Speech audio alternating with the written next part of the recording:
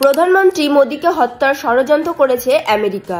ঢাকায় মার্কিন সেনা আধিকারিকের রহস্য মৃত্যুতে জল্পনা তুঙ্গে। আমেরিকা এবং তার কুখ্যাত গোয়েন্দা শাখা সেন্ট্রাল ইন্টেলিজেন্স এজেন্সি তাদের কাজের জন্য বিশ্বজুড়ে পরিচিত।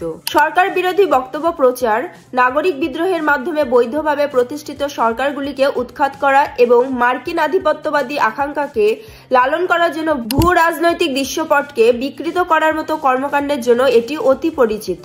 সিআইএ এর মাধ্যমে দক্ষিণ এশিয়ায় মার্কিন তৎপরতা কোনো নতুন ঘটনা নয়।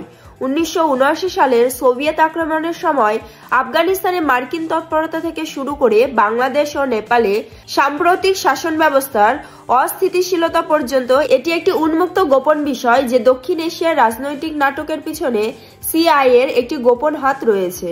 গত 31 আগস্ট বাংলাদেশের ঢাকার একটি হোটেলে মার্কিন special forces officer Terrence Arvel জ্যাকসনের রহস্যজনক মৃত্যু দক্ষিণ এশিয়ায়, বিশেষ করে ভারতের আঙ্গিনায় মার্কিন গোয়েন্দা তৎপরতা সম্পর্কে সন্দেহকে আরও জাগিয়ে তুলেছে।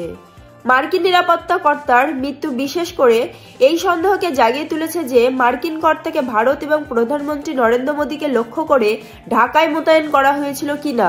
বিশ্লেষকরা অনুমান করেছেন যে প্রধানমন্ত্রীকে হত্যার কোনো পরিকল্পনা এবং প্রচেষ্টা থাকতে পারে, তবে ভারত ও রাশিয়ার গোয়েন্দাদের যৌথ অভিযানে তা ব্যর্থ করা হয়েছে। জ্যাকসনকে গত 31 আগস্ট ঢাকার হোটেল কক্ষে মৃত অবস্থায় পাওয়া যায়। বিভিন্ন প্রতিবেদনে দাবি করা হয়েছে যে সেন্ট মার্টিন দ্বীপে বাংলাদেশ সেনাবাহিনীকে প্রশিক্ষণ দেওয়ার জন্যই তাকে বাংলাদেশ নিযুক্ত করা হয়েছিল। যেদিন জ্যাকসনকে মৃত অবস্থায় পাওয়া যায় সেদিন মোদি সাংহাই কোঅপারেশন অর্গানাইজেশনের শীর্ষ সম্মেলনে যোগ দিতে চীনের তিয়ানজিনে ছিলেন। সম্মেলনের পর প্রধানমন্ত্রী মোদি এবং রাশিয়ার প্রেসিডেন্ট ভ্লাদিমির পুতিন গাড়ির ভিতরে বৈঠক সারেন। তিয়ানজিনে মোদি পুতিনের এই সৌহার্দ্যপূর্ণ সম্পর্ক ব্যাপকভাবে আলোচিত এবং প্রচারিত হয়েছিল। বিশেষজ্ঞদের বিশ্লেষণ, মোদি এবং পুতিনের নেতৃত্বে ভারত এবং রাশিয়ার গোয়েন্দা বাহিনী একটি যৌথ অভিযানে ঢাকায় মার্কিন নিরাপত্তা কর্তাকে নিষ্ক্রিয় করে।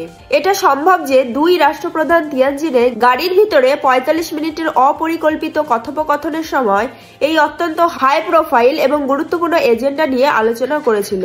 যেদিন মোদি এবং পুতিন গোপন আলোচনা করেছিলেন সেদিনই ঢাকায় মার্কিন কর্তার মৃতদেহ পাওয়া গিয়েছিল।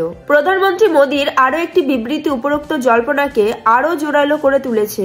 2 সেপ্টেম্বর চীনের তিয়ানজিন থেকে ফিরে আসার ঠিক পরের দিন মোদি নয়াদিল্লিতে সেমিকন শীর্ষ সম্মেলনে ভাষণ দেন।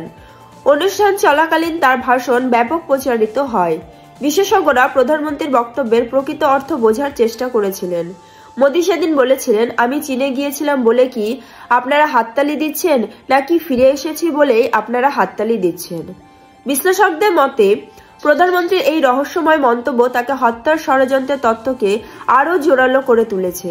ভারতকে অস্থির করা বা নয়াদিল্লিতে অরাজকতা তৈরি করা এবং মার্কিন সমর্থিত পুতুল শাসন প্রতিষ্ঠার লক্ষ্যে সিআইএ এর প্রচেষ্টা কোনো নতুন বিষয় নয়। কয়েক দশক ধরেই এই প্রচেষ্টা ধারাবাহিকভাবে চলছে, কিন্তু সম্প্রতি এই কুখ্যাত কর্মকাণ্ডগুলি আরও স্পষ্টভাবে সামনে আসছে।